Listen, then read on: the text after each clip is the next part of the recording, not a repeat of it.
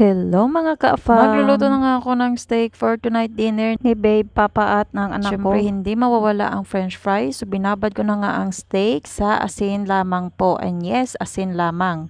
At ito na nga niluluto ko na ang steak. Magkabilaan lamang po. At syempre pati na rin ang fries.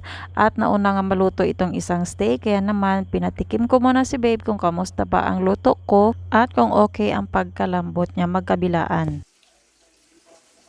It's so good. Okay?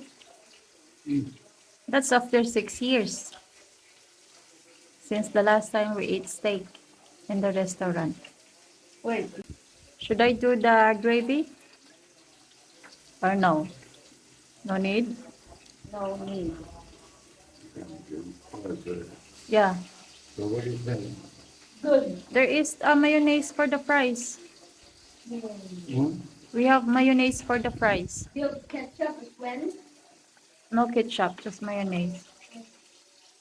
Mayonnaise for daddy, but no mayonnaise for me, okay? Thank you. Mm. I think that's the fat from the meat. Happy. Ganitong klaseng luto nga ng steak ang gusto ni babe. Akalain nyo yun, first time kong nagluto ng steak at nakuha ko rin ang gusto niya, o diba? Dati kasi kumakain lang kami nito sa restaurant, pero ngayon ako na mismo ang gumagawa. At ito nga ang kay babe, yung steak tsaka french fries, at ito naman ang sa anak ko, nilagyan ko na rin ng red rice. At syempre, ito lang din ang sa akin. Nag-ihaw ako ng isda tsaka red rice at yung gulay na natira nung tanghalian namin. O siya, sige na. At kami ay kakain na. Kahit si Papa nagustuhan niya rin ang steak, para na rin daw nasa ibang bansa lang siya.